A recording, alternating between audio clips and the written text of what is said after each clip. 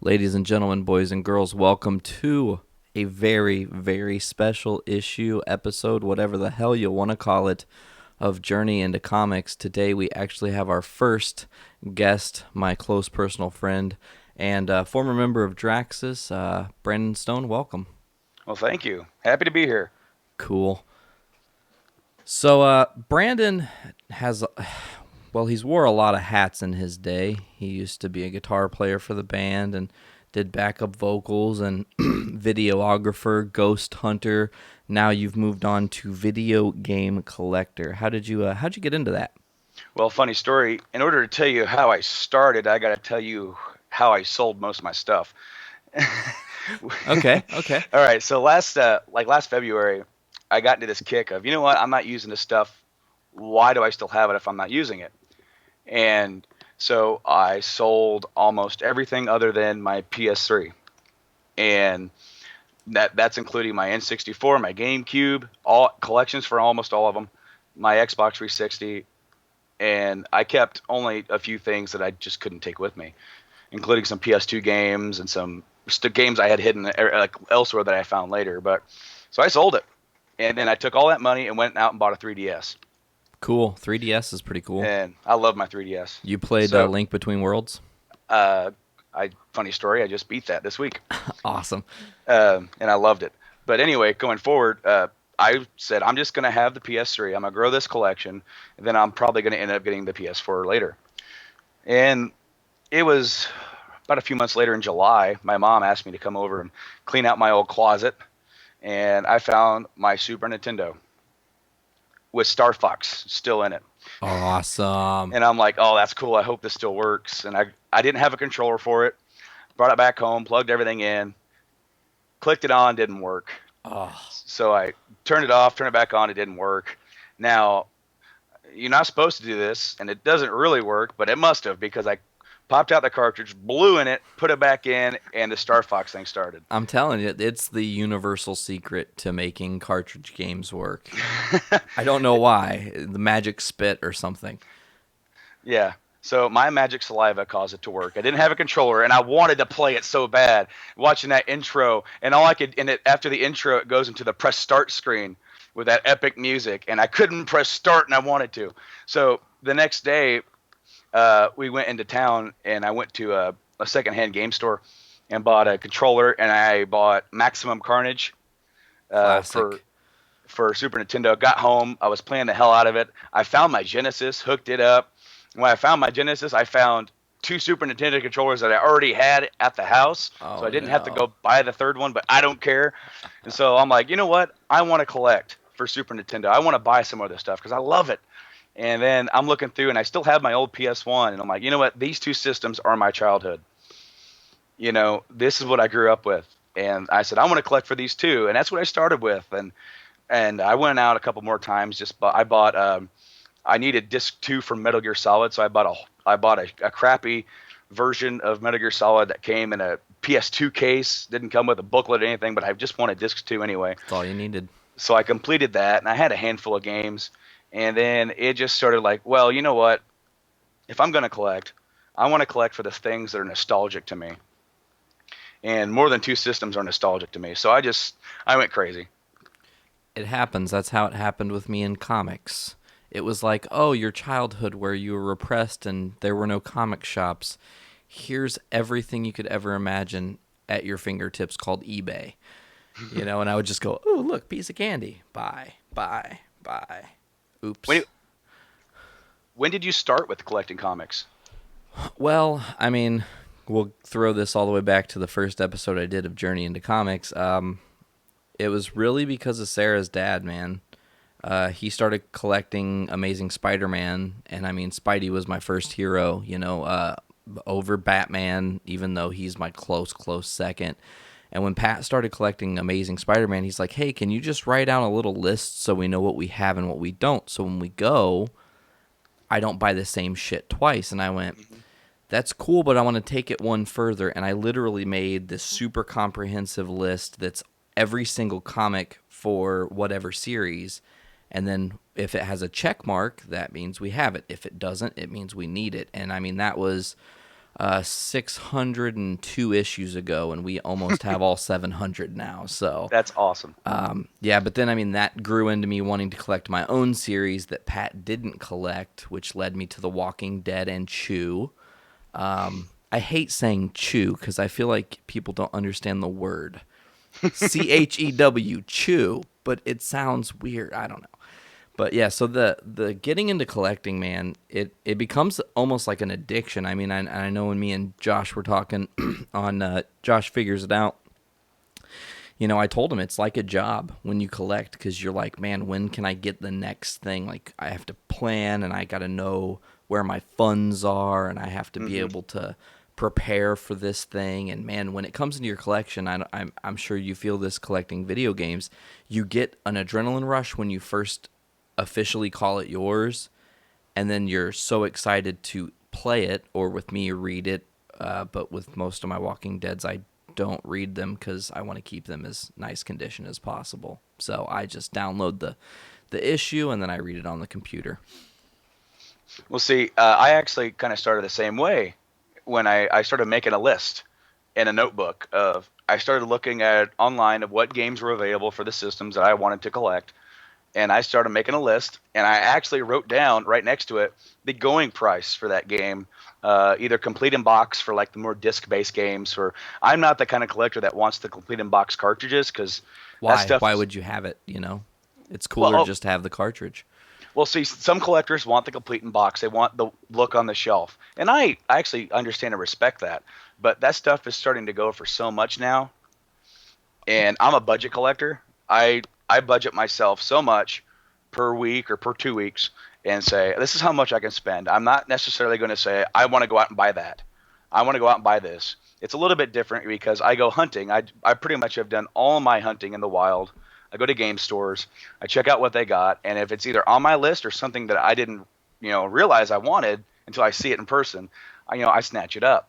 But for the cartridge stuff, I just want the cartridges because to me, I'm not concerned about that, and also space. I don't have a large space to dedicate to it, and I want the games. I'm going to play what I collect. You know.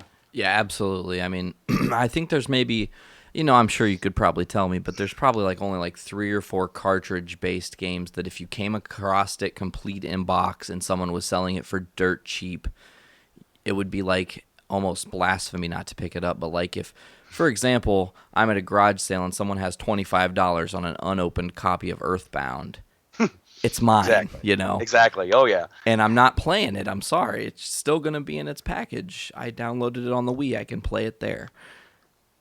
Exactly. For something like that, I definitely would go for that. There's a few others I might, go for that. Maybe some, like Mega Man's on like the Ooh. NES or something like that, and Final Fantasy 3 on the SNES would also be that. But I really started getting started. I got started last year, but in February, early February of this year, I had my D Day and or G Day, game day, as I called it, and where me and a work buddy, we went out and I spent $1,300 in a day. That's awesome. And okay, so to kind of go into that a little bit, I made a deal with my wife where she wanted to get some new equipment for her photography business, and that's cool. And she made me a deal. I'll take it. I'll take the tax return, our spendable amount, because we save some and pay bills and all that stuff. But our spendable amount, I'll get it this year, then you get it next year. And obviously, at first you're like, well, I want no, yeah, I want stuff too. But then I started thinking about it, and when I got closer to it, what am I going to do with it? I wanted to start game collecting. I'm like, this is my foot in the door. This is okay. Okay, if I'm not going to buy a game if I don't have the system, Good way to and look at it. because I can't test them. I always test everything I buy, whether it's from a garage sale store, Goodwill, whatever. I always test it because if it doesn't work, that means I'm out. And I don't want to have it on the shelf if it doesn't work. So I went out and bought every system that I wanted. Sans one, I didn't get an NES because no one was selling it for a price that I was willing to pay for it. And I bought a crap ton of consoles and I bought about 50 games, and it took 2.5 days to test them all out. Wow. And so going to now, I now have 313 games Great number.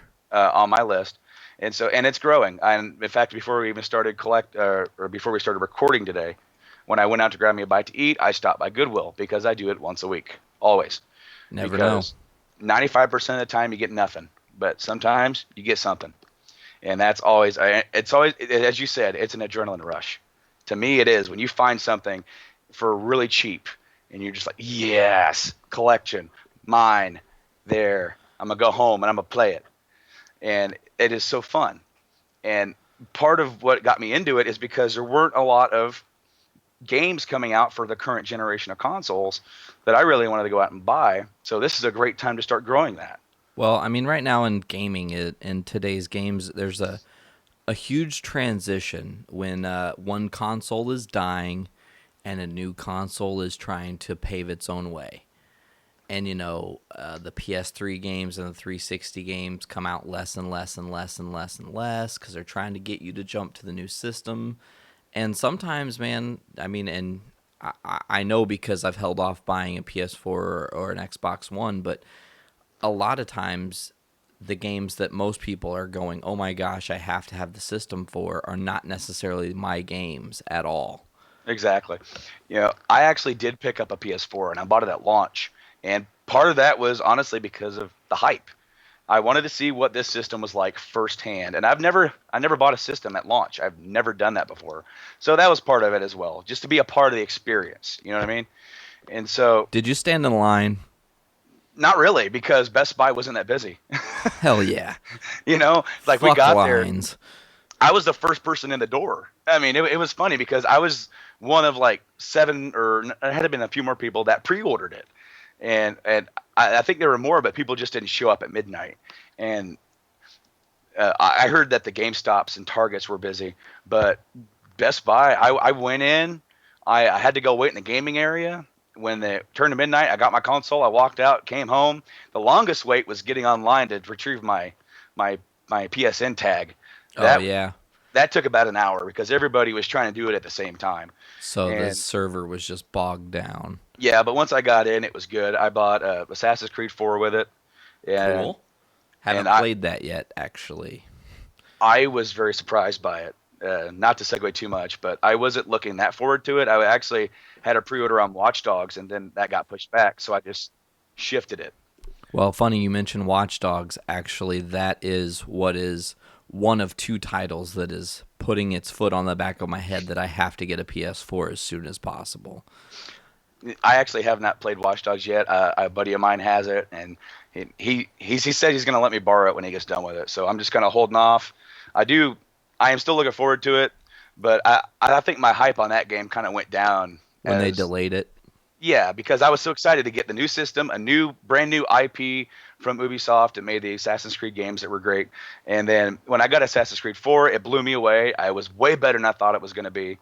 I loved it, and that's the only game I bought on the PS4. I played Infamous, and I enjoyed it. I borrowed that from another buddy who got a PS4 because I must be a PlayStation salesman because I've gotten like 5 people at work to buy PS4s. Not that they were like in the middle, but they were like, should I really buy one? And I said, if you like gaming, yes. Because to me, over the debacle of last year with Microsoft, uh, they've lost my faith as a customer. I can't buy their product ever again. I will only buy an Xbox One if they give me a reason. If Yeah, they give me the games I want to play, that's a different story. I mean, almost. Again, not we're not trying to jump the shark too much and move too quickly, but with E3 they announced, oh, this Master Chief collection, and I was just like, no. Why do I want to play my games that I beat when they were old school remastered? Like, I get the allure PlayStation 1 game moving to the PS3. I get the allure of that. It's changing, of the guard or whatever. But a game that came out last system, you're going to repackage with a couple other games, and I'm supposed to be excited for it? No, thank you.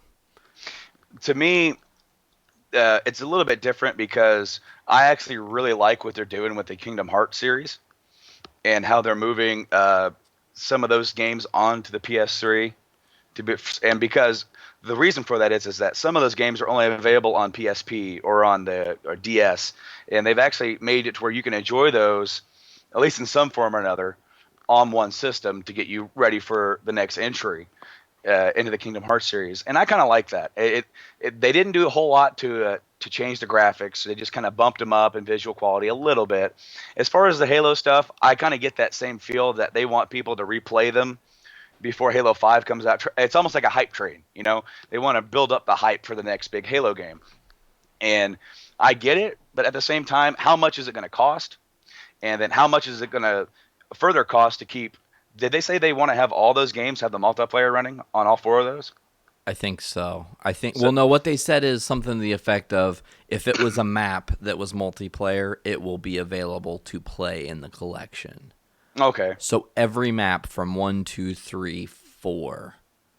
And All right. I think ODST, but I'm not certain. I didn't Probably see not. that. I didn't see that or Reach.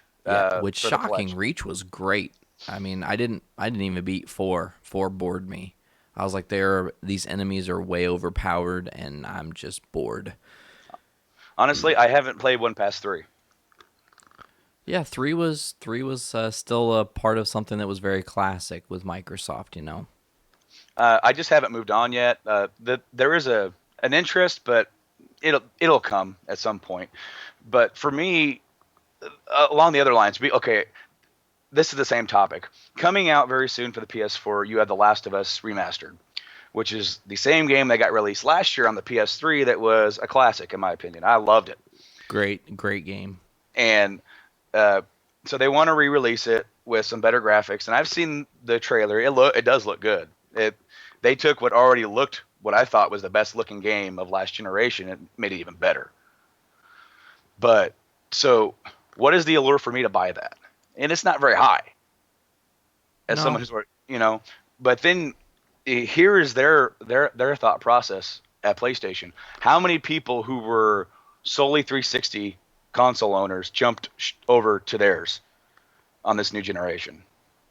A lot. Quite a few. Yeah, I know quite a few, just myself. And so there's a whole bunch of people who now own this system that never got a chance to play The Last of Us. So they can put the game out with some better visuals, include the DLC that came out for it, and then say, hey, you remember this? You guys need to play this. And yes, you're spending $60 on it, but I think it's almost worth it. And that's the only one that I see coming out that I'm actually, you know what? I don't have a other PS4 game besides Assassin's Creed right now. I kind of want to buy that. Well, it's the right move. I mean, your reasoning is perfect, and then also it's a brilliant marketing tactic because, as you said, new fans coming through. Maybe they didn't have PS4 or PS3s, you know. Maybe they didn't even know that game existed because they were a very casual gamer who has become more hardcore because of the PS4. So it's a nice way. And I mean, Microsoft has been doing this for years. They did the Game of the Year edition. Mm-hmm. You know, Borderlands would get released 6 times in a year because they do Borderlands, and then this DLC pack, and then that DLC pack, and then another DLC pack, and then the Game of the Year edition with everything for half the price that you paid. Skyrim is a brilliant other example. They released that game so many times. Did you see? Go ahead. I actually just bought that packed-in version of Skyrim because I didn't buy it the original round, and because I'm like, they're going to release a packed-in version that has all the DLC in about like a year and a half, and I'll be damned if that didn't turn out to be true because that's when I bought it. Did you see the intro to Skyrim where the dragon was replaced and it's Thomas the Tank Engine? I have not seen that, but I have seen it when they replaced it with Macho Man Randy Savage. I haven't seen that one. That sounds hilarious. And it's so funny because you got like the intro where the guy's like down and, you know, the guy's getting ready to be executed, and you hear, "Oh yeah!" and there's like, "What was that?" Oh.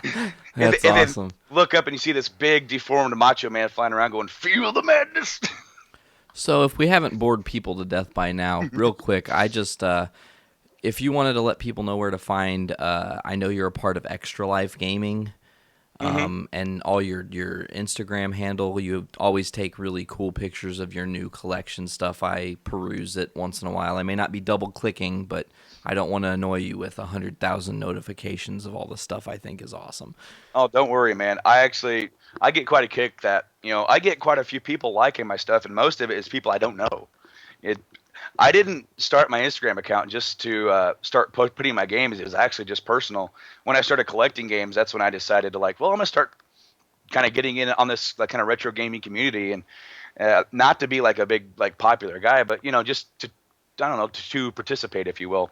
But my Instagram handle is Brandon Games. That's BrandonGames, and the Extra Life page on Facebook. It's kind of spelled kind of funky if I do remember. But if you, yeah, here we are. I got it. Facebook.com/Extra Life Games. That's XTRALYFEGAMES. And it is a small, growing just community just to get together and talk about what's happening, retro stuff. We got, I ended up getting on the page. A friend of mine that I grew up with became an admin, and then they asked for another admin, and I put my name in, and I got accepted. I know that I think it was shortly after you became an admin, I liked the page because, you're my friend. It's something new you're doing. I'm going to check it out. And like a week and a half later, and I don't know that I've even told you this, a week and a half later, this guy, Grant Hargrove, I think, Mm-hmm. messaged me a free 3-month pass on Xbox Live. Like I had won for some Oh, reason. And I was just like, oh, they did that the giveaway for the 25 likes, I think, oh, or cool. for something. It was like it's like one of our it was our very first one that we gave out, because I did one too for a free gift card, and gave that to somebody as well for a Nintendo Pass. But It's so funny because I had forgot that he had messaged me about that. And I called Microsoft and I'm like, you guys have given me this $30 for a year Xbox Live deal every year since I was working at GameStop. So from 2007 to this year, 7 years, they've allowed me to have much cheaper Xbox Live. And I called and I said, "Do you guys still do that?" And the guy was like, "No, we don't, man. You have to just pay the 60." And I was like, "Well, I'm not really interested in that considering I hardly use Xbox Live anyways." mm-hmm. So I was just like, "No, thanks. You can cancel my card." And then I was sitting playing GTA 5 and I was like, "Oh shit. I'm pretty sure somebody gave me a download code. Let me find that." And I scrolled down and I found it and it still worked. Awesome. And I was like, "Yeah, 3 more months. I dodged the bullet." The cool thing, the best thing that Microsoft has done trying to win back people to theirs is turn their Xbox Live services almost into a carbon copy of PlayStation Plus by making it to where you can watch your streaming services without actually having gold. Yeah, that's a plus. I mean, I also didn't like how if you only were a silver subscriber, you couldn't necessarily download certain DLC. Stuff that required like an online connection. Yeah. Yeah, yeah, that was kind of a thing. I remember for the very first Mass Effect, there was a DLC, and I'm not sure if this was on BioWare's end or if it was on Microsoft's end, but for that DLC, you had to be connected online, not necessarily as a member, but just you had to have an online connection for that DLC to even work. Wow, that is And it bogus. and it's not even like an online game. There wasn't a multiplayer in Mass Effect 1. No, It there was was not. I think there was just like a DRM verification thing, which was kind of funny because Microsoft tried to shove that down our throats last year. Microsoft sucks so much. I tell you what, they're doing what they need to do to try to get people back. I've heard kind of through the like a grapevine that the new connectless Xbox, which they said would never happen, but it's happening. Surprise, surprise. That it's Yeah, I selling. mean, I don't It's want to selling be waving 50%. my hand around every time I've got to do something on my TV. Here's something pretty funny. Okay, so have you seen the new commercial with is it Aaron Paul talking about the Xbox One? I don't think so, actually. Okay, Aaron Paul, Jesse Pinkman sitting there going, you know, basically talking about how awesome it is. He likes his Xbox, and he goes, "Hey, check it out, Xbox on." And it's actually when you're sitting at home just watching your TV, like it'll turn your Xbox on apparently if that commercial plays. What? When he says it, it'll turn your system on if you've got the Connect set up and everything. Oh God. So how many people were pissed about that?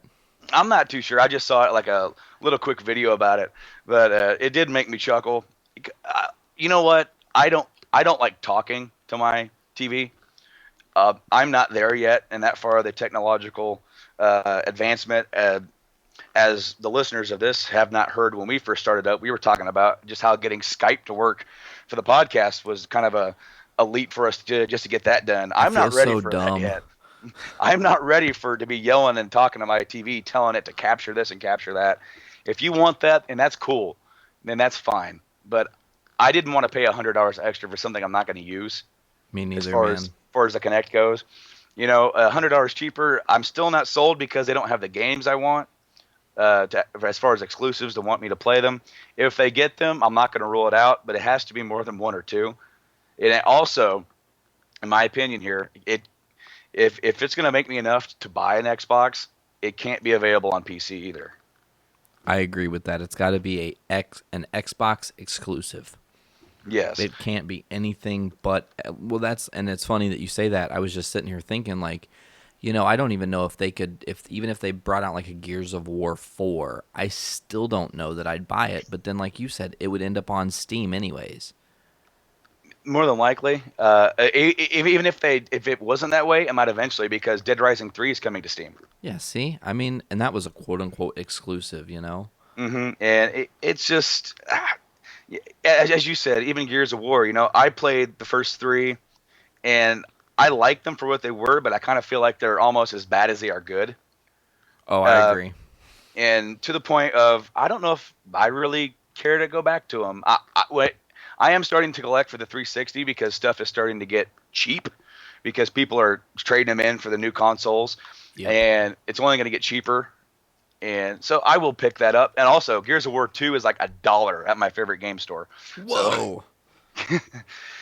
and I almost picked that up the other day because I had like $20 to spend, and I ended up picking up the two X-Men Legends games for the original Xbox instead. Those games are so fun. I got those for $7. Oh, that's awesome. Both. I remember playing those games in John Burt's old bedroom on the original Xbox, and he would invite like 15 people over, and then it was just take turns, 4 players, just Yeah. take turns.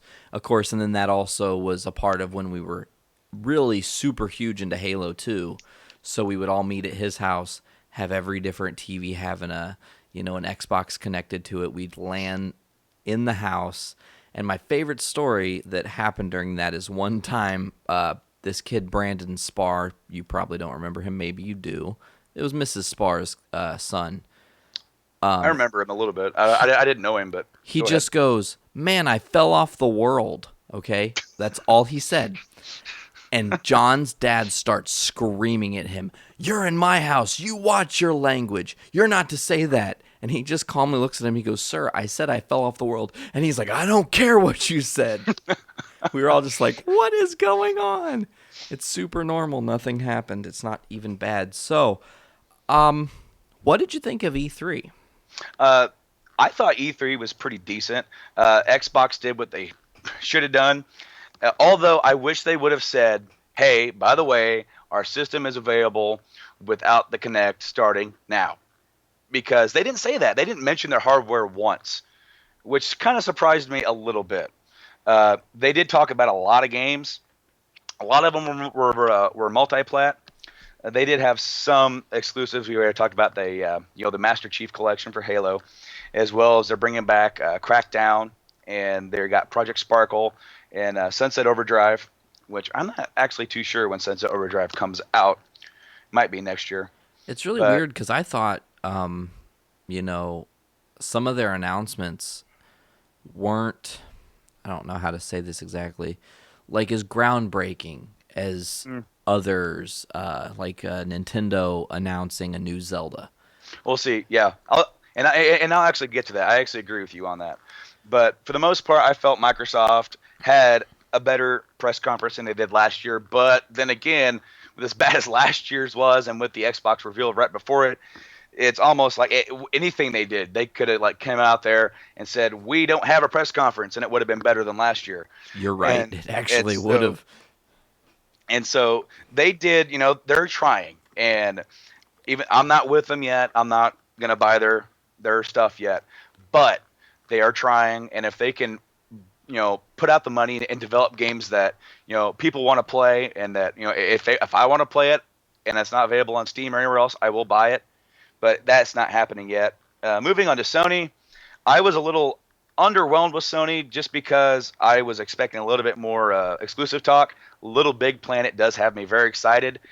And it's coming out this year, which I was not expecting that at all at the press conference. No, That I was, thought they were going to drop the 2015 on that too, you know. hmm and the it was really cool to see the Batman gameplay. I was just getting ready to say that was what to me sold Um, Sony's product. Three it, words, Batman Arkham Knight. and that's funny because that's multiplat, and it's like it was one of the better games that they showed, and I just seeing how smooth that gameplay is. I was so upset when I heard that they delayed it till next year, and after seeing that, it was like, okay, guys, take your time. Yeah, just keep doing what you're doing. Yeah. I think we have a formula here. And Rocksteady, it's funny because I read a bunch of articles, people talking about how this is bringing the core of the Arkham fans back to the series because of how bad Origins was. I loved Arkham Origin. I thought that I game was stellar. Actually, you know what? Here's a short story about Arkham Origins. I didn't pick it up until just like I think it was like 2 months ago because I heard it was so bad, and I was like, I'm gonna wait on it till the price drops, and it's down to 30, and I've been fighting on it because I've been building up my retro stuff, been spending my money on other stuff, and I went out to my favorite retro gaming store in my local area, and I saw one copy for $30, and I saw another copy for 17, and it was actually not supposed to be $17. They put the wrong sticker on it. You grabbed it as fast as you could. I did. The guy saw it and goes, "Well, that's wrong," and because he saw that and the barcode rang up 30 and it had 17, so I got it for $17. And I haven't beat it yet because I've been playing a lot of stuff. As it's almost like I built so much so fast that I don't know what to play, but I like it. But the fact is, it wasn't made by Rocksteady, and it's almost like I can kind of feel that, and it does feel like Arkham City, which is an awesome game. But I do understand why people thought that playing the same game twice was not a good thing. Um, going Well, forward, going forward, I think Rocksteady is taking it to the next level, and I cannot wait. yeah, they're it's funny. I've said this and my fingers are like almost triple crossed. It would be so cool if they got a hold of like Spider-Man. If they did a Spider-Man series, dude. Oh, you see, the thing is that when they first did Arkham Asylum, I thought, cool, a Batman game, and then I played it, and I said, this is the best superhero game I've ever played. Yeah, it honestly is. I mean, how the game starts, your progression through the whole thing, the way they did Scarecrow to me was hmm the hands down best part about the first one. I thought the writing, I thought the way it makes you feel like you are Batman. Mm-hmm. Not and not just in the puzzle solving and being the detective, the way you move around the map, and also the fighting combat, it makes you feel like an utter badass because at this point Batman is a badass, and you are expecting him to move around like the way he does, and the way it's so smooth, it's awesome to me, and I cannot wait for the next Batman iteration. It is my most anticipated game going forward. But to move this E3 thing along, we saw the Metal Gear Solid 5 trailer, which I think is going to be good once we figure out what the hell's going on. Yeah, it looks very confusing right now. I'm just like, what? you know, uh, I never beat Peace Walker. I got decently far, I think about three-quarters of the way through Peace Walker. I need to go back and finish it. I never even Uh, played Peace Walker. it's a different kind of game. Just be prepared. It's a little different. But it does set up the backstory for this. And I'm thinking this is the mental anguish that Big Boss goes through that makes him become the guy that he ends up becoming through Metal Gear Solid 3, through the Peace Walker, through 5, through the Pain of Pain. It's just to the casual guy looking at it, the way they did their cinematic trailer, it looks beautiful. It looks absolutely beautiful. One of the best looking games coming out, but I don't know what the hell's going on. Let's get some more info. But you know Kojima, he's gonna be a total troll on us. Oh, I know. He's just waiting. He's waiting for Yeah. his time to strike. Okay, so the last thing for Sony thing I want to mention real quick was the Uncharted reveal. And I'll just have to say, if this game looks anything like that reveal, it'll be the best looking game that I've ever seen. I fully agree with you. But I'm scared, and I'll tell you why. Because of the whole Watch Dogs reveal. Because when they revealed Watch Dogs, it actually looked better than what it does with the final product. Maybe they figured out we can't get this running on the hardware like we thought we could. But I've never known Naughty Dog to ever kind of be that way. All the Uncharted games look fantastic. The Last of Us looks even better. I'm looking forward to seeing what they can pull off with the new hardware. And just this little bit of teaser, no gameplay, and it was just enough to just whet your appetite. That they took the Godzilla approach, in my opinion. Yes. They didn't give you. They just gave you just enough to wet your whistle, and then said, "Okay, now you can wait." Now moving forward to, if there is a winner of E3 besides the gamers, I'd have to say Nintendo took it this year. Oh, hands down. I'm gonna pronounce this wrong. What is it? Emobi? Amoeba. Amoeba. The whole Skylander-esque type of deal. That's interesting. I'm not sure how much I'll actually be into that, but if it works like they say with multiple games, that will be interesting.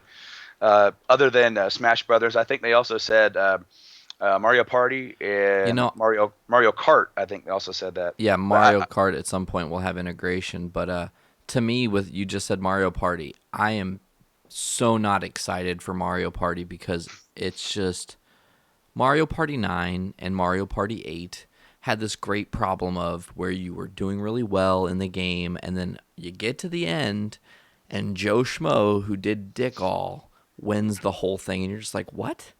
It's so not balanced, and hopefully 10 will fix that problem, but I'm not anticipating that at all. Yeah, 10 needs to really rebalance the game, especially if they want to do like an online integration. Oh, yeah. Could you imagine playing online and you're That'd like be amazing. owning, but then if it's not balanced right, Yeah. the dude who is literally just sitting with his controller on the ground, not even participating, wins. What? Right. Yeah, no. But things about Nintendo I was really excited about. Zelda Wii U, top of the list. It looked fantastic. It's going to be fantastic. I mean, all you got to think about is a Zelda style of Skyrim. And that alone has me blown away. The other things, I really liked the way Yoshi's Woolly World looked. It looked a little kiddie, but it looked really fun to play. Did you play Epic Yarn? Epic Kirby's, yes, I have played it. I don't own it, though. It's so good. I mean, and I don't really, I'm not a Kirby guy by any stretch of the imagination. You know, if it's not dark and grim, I'm usually not too akin to it. But for some reason, man, yeah, Epic Yarn was fantastic, and I think Yoshi it's just going to be, it's just, like you said, Nintendo had definitely set the mark at this E3, and it's like good luck everybody else. You know, everybody else was showing off how great their graphics were, and Nintendo went back to the core of what gamers want, fun games that everybody can enjoy. Now, there's also another little... They didn't really show anything of it, but they mentioned it, that they're working on a Wii U Star Fox. You're right. They did make that announcement that it is going to... And could you imagine flying and using the gamepad? Well, see, he said that the game... what I've heard, anyway, I don't know if he said it, but the gamepad is going to be your cockpit view for the first person. God, that's awesome. And then the TV is going to be your third-person view, and you could switch to the land tank at any time. Oh, why is this game not out right now? Oh, I know. But in wrapping... For everything, I thought Nintendo did fantastic. I'm in total agreement with you. I think Sony did okay, and I think Microsoft did okay too.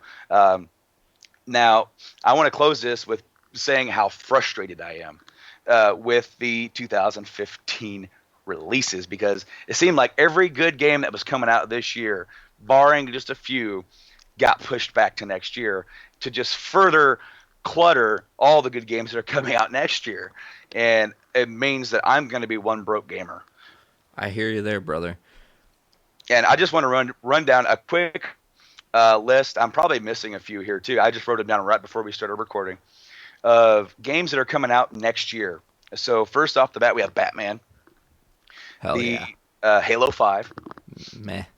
The Division, Final Fantasy 15, Kirby's Rainbow Curse, Mario Maker, which we didn't talk about that. We didn't talk about that, and that game looks awesome. Yes, it does. I cannot wait for that. The inner me, like the inner like 7-year-old me was just like, I can create my own. Awesome. Moving on, Mad Max, which is interesting. If it's once we see gameplay of that, I want to be interested in that. Mighty Number Nine. Have you heard anything about this? No, actually. All right, quick thing. Mighty Number Nine is made by the original creator of Mega Man, Cool. and it is the successor to Mega Man. Essentially, like Capcom is not making any more Mega Man games because they don't feel like the fans are there. This guy kickstarted Mighty Number Nine, broke all of his achievements, and it's coming out next year. And it is pretty much the classic gameplay of Mega Man, just taken to the next level. Oh, that's going to be awesome. From Microsoft, we have Quantum Break, which I think it was really revealed last year. Nothing on Quantum Break was revealed this year, and nothing showed. The trailer last year did look interesting. PS4 did announce they are remaking Ratchet and Clank, the very first one for PS4. To coincide, they're making a Ratchet and Clank movie, I believe. Oh, that's cool. It's kind of for the kiddies, but whatever. Star Fox was said to be for 15. Another game we didn't talk about from Microsoft's was Star Wars Battlefront, which is going to be a multi-plat, but that we only got to see a little bit of that, and that's in development.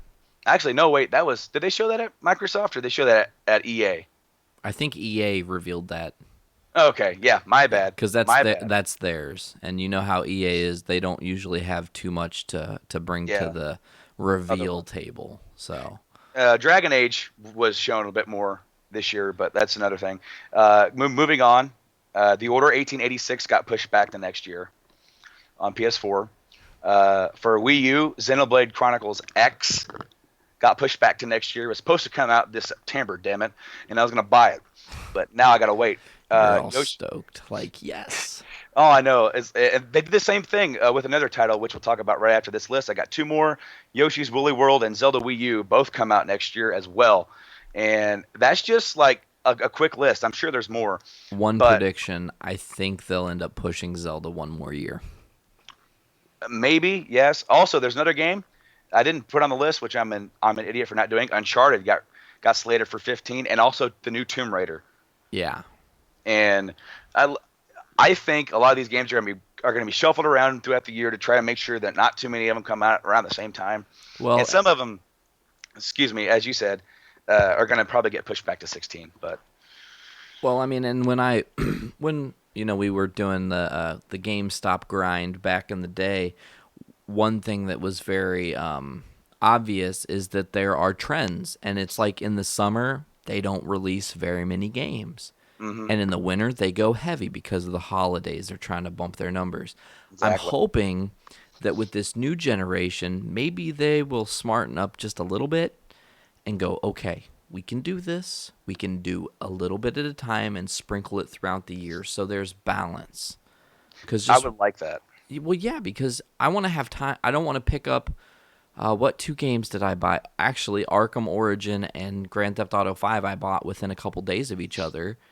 And jumping back and forth, I felt like I was overwhelmed, so I stopped playing Arkham. I said, not now. Go away. Let me play Grand Theft Auto 5. I destroyed GTA 5. I felt really good about myself. And then I played Batman, To go back what you said about them not releasing games in the summer, Super Smash Brothers for the 3DS got pushed back. It was supposed to come out, or rumored in July? Yeah. Now it's October. Yep. And then they have pushed Smash back to late December. I see that becoming January 2016. Hopefully they won't do that. Hopefully they'll keep it right before Christmas, so the parents can pick that up for the kids, and for us older kids to pick it up for us. But I'm hoping that's not the case. But that's one thing I took away from E3. This E3 was 2015, and Yeah, that no, was you're so right. depressing. There's It, only a few. I, There's a, I don't even know if I can name a game that they announced that I can guarantee will be out this year. Aside from the further reveal of characters they did for Smash. um, let's see, Destiny and Dragon Age are the two that come to mind for me. Those two are definitely coming out this year. Destiny's multi-plat too as well. Yes, it is. It's coming out for both Xbox One and actually it's coming out for 360, PS3, PS4, Xbox One. Wow. See, some games are doing that, and the reason that is that the 360 and PS3 have like 80 million plus on both sides install base, so they don't want to like risk not selling them anything because there's potential sales there. So the people who have it jumped to the next generation are going to be able to enjoy it. But I also feel that takes away from the development of the next generation version, and to where it kind of holds it back a bit. And so I originally thought that this next generation of consoles, the PS4 and Xbox One, were not going to be 10 years long. But if this keeps up, I think it's going to artificially extend the life of the console because it's not really going to get started until like 2015. And then, all bets are off. Right. So I know we kind of have a little outline of what we were going to talk about. I've got to ask.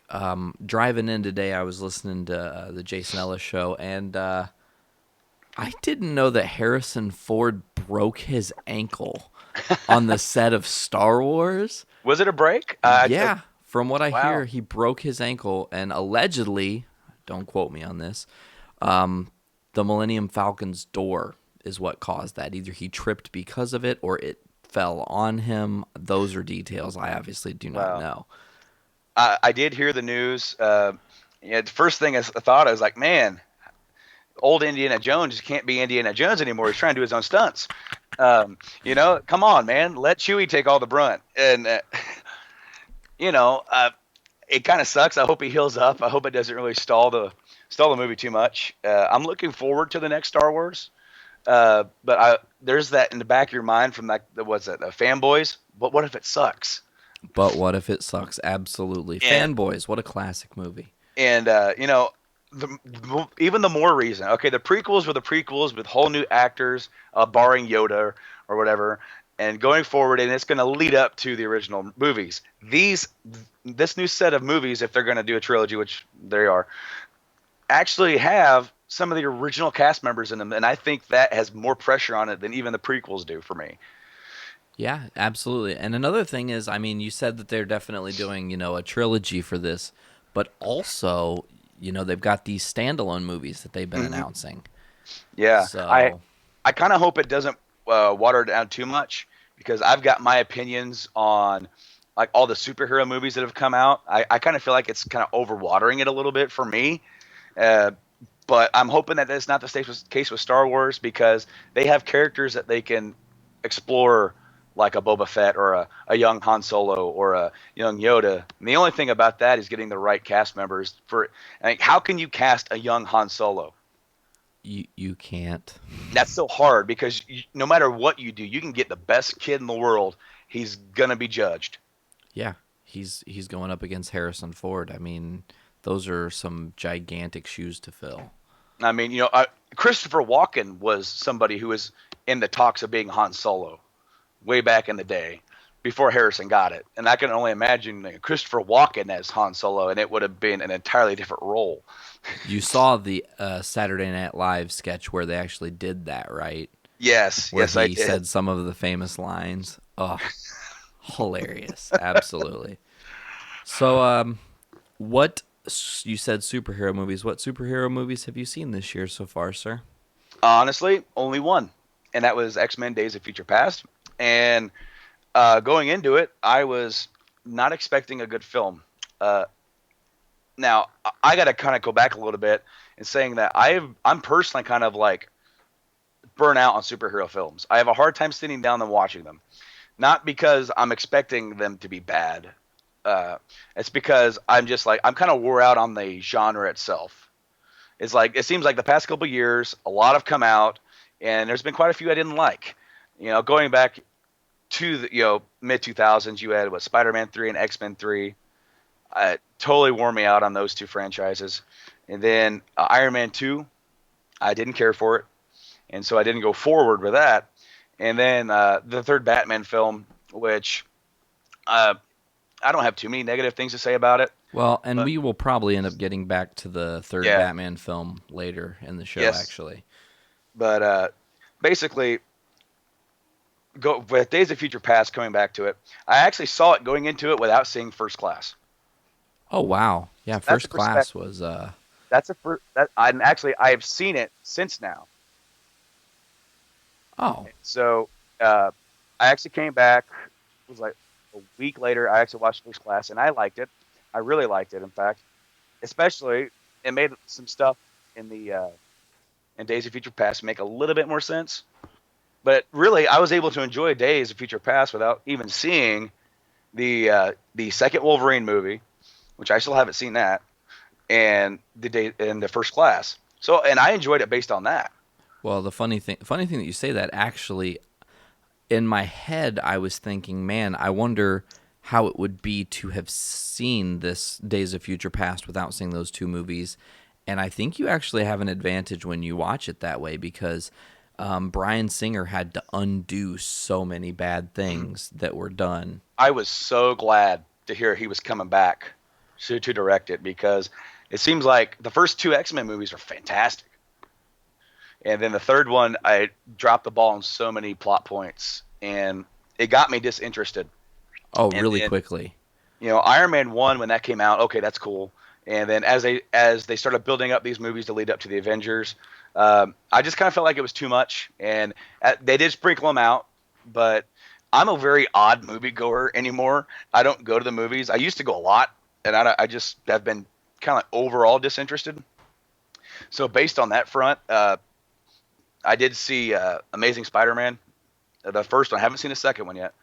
I saw that when it was on like Showtime or Epix or something like that, and I was like, oh, "Here we go, let's watch it." I'm not paying for it, and I liked it. I actually really liked it, and I thought it was way better than the other movies. And maybe because that was more of a legitimate tie into the comics with how everything started, but mostly I think it was because it wasn't as hokey. If I'm even saying that right, because I thought the first two Spider-Man movies were really good for the time. I don't know if you've ever been, and I'm promise I'm staying on topic with this. Just Uh, we'll circle it all back around. But I don't know if you've ever been on the YouTube channel Honest Movie Trailers. yes, I have. Well, they did one for the Spider-Man trilogy, Did they? and it's funny because when you hear what they say, you're just like, oh my gosh, how did I not even realize that it's the same movie three times in a row? It's Almost. it's Peter crying about Mary Jane, them getting back together and breaking up, uh, Spidey ultimately fighting a bad guy who ends up killing himself. I mean, Green Goblin ends up killing himself. Doc Ock ends up killing himself. Venom ends up killing himself. When he goes to jump on the bomb and blows up. So it's funny because they're just like, really? Did we just watch the same movie three times in a row? Uh, Okay, there's only one difference. The third movie has like a 20-minute dance sequence they that was put that at the end of the Honest trailer because of how bad it was. that was nowhere near needed. It was. I felt like they could have done so much better with that trilogy, and looking back on it, I really don't care for it. And going forward here, I have seen the Avengers, and I went into that without seeing Thor or Captain America, and so I enjoyed the Avengers, but I'm much more. The theme of it is a little bit more lighthearted for my taste, but I'm not faulting the film for that. That's just my own personal taste for movies. I don't really enjoy that type as much, but I did enjoy the film for what it was. And um, as far as the other movies, they're on my list, but I don't really have a lot of time for sitting down and watching movies. I'm like way too busy playing games. Understandable. And That's your world. I know how that is. I come home every day and it's like, oh, I got this laundry to do, but I really need to read the new issue of Spidey. right, What do I do? Well, I can you know, start the laundry and then I'll just read this, and if I forget, well, we'll get to it when we get to it. I don't really care. maybe it's just me getting older, but if I'm not sitting in the living room, if I'm like laying in bed, I will fall asleep. Oh, nope, that's not you, dude. That's everybody our age as we're starting to uh move into our 30s slowly. We creep on, you know. But I did want to mention I found this out today. Shout out to Tim and Cody for both telling me this cuz I didn't know. Jason Momoa, who was Khal Drogo in Game of Thrones, was announced as Aquaman Was he really? officially. Yeah. He was stated to be in an undisclosed role for the Batman versus Superman movie and the Justice League movie, and there were a lot of rumors flying, but they came out and said he's Aquaman. That's neat. So, I want getting off this. I haven't seen Man of Steel, even though it's been on my list, as I said with the other ones. I want the new DC universe, whatever they were going to do with it. I want it to succeed. me too. And I and ultimately, I think Marvel does too because you're literally just keeping the competition so fresh. If one of those blows the other one out of the water, all that does is make that other company, whether it be Marvel or DC, go, "Oh, we got to step our game up." And all that does is give us this beautiful platform of all these great movies that are childhood dreams come to life. Yeah. On that same note, I also want Ben Affleck to succeed as Batman as well. I think he's gonna be a pretty kick-ass Batman. I I mean, think you're friends with Kevin Smith. Kevin Smith being the largest Batman fan, and that's not a pun about his size. I'm just saying he's a huge fan of Batman. I mean, so much so that in his movies he paid tribute to Batman in his blunt man and chronic looking outfit. So yeah, I think Affleck has the inside track to make Batman and Bruce Wayne perfect because one thing I can say about every Batman movie that's ever come out, the actor either nails Batman perfectly or he nails Bruce Wayne perfectly. But there has not been an actor that has hit both perfectly. The closest I say is Michael Keaton. I would say that, and it's a different Bruce Wayne too, because that Bruce Wayne is more of a mentally anguished Bruce Wayne kind of guy, like early in his Batman days. You know what I mean? Yeah. And so, like when you go into the Val Kilmer one, he's much more of he's more in his role. He's playing the rich kid, and he gets that. George Clooney, I think, is the one guy who didn't get either role. No. Uh, No. and You could have so, had a banana and a monkey suit, and it would have done better than Clooney as Batman. I mean, to me, it's like, were they going for Adam West? Because they could just hire Adam West. They could have. He would have done a great job. I think that would have made that movie even better. Or actually, even better. What am I talking about? Batman and Robin is nowhere near even good. It would So, have actually gave it a chance to be a good film. but I thought Christian Bale did a good job at kind of doing both roles. And what I liked about his trilogy is that through the three movies, he's at different points of being that character. The You know, only thing that killed it for me, man, is the voice when he's yeah. Batman. Well, I do agree with that. Why you want to kill me, Joker? What did I don't he say? I don't understand what you're saying. I know that Um, is one of the best things on YouTube ever. I felt like, okay, because he did the voice in the first Batman Begins, and then in the first film it wasn't that bad, but then they put like effects on it after that, and I think that kind of killed it a little bit.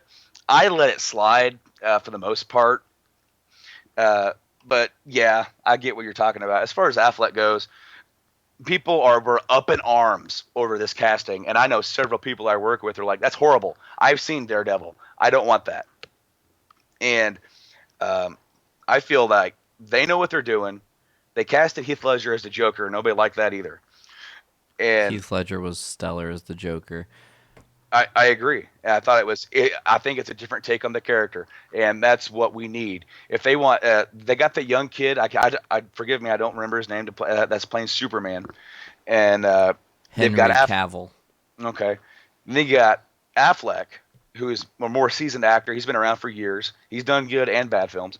Uh, but if they want that to be that dynamic of the older guy and the younger guy, if they have Affleck as Batman, portraying himself as an older guy who's just kind of grumpy and doing his own thing, kind of like the Dark Knight Returns esque, kind of like a Batman. That's where I the outfit came from, Kevin I Smith has said. no, I love the outfit. I saw that went this is hopefully going to be good, and this is a step in the right direction. All But right, before we go much further, I do believe we are wrapping up part 1 of our now 2-part episode as we are closing in on the final hour of, we'll call this quote unquote day 1 of Journey into Comics. Tune in to the next episode for more.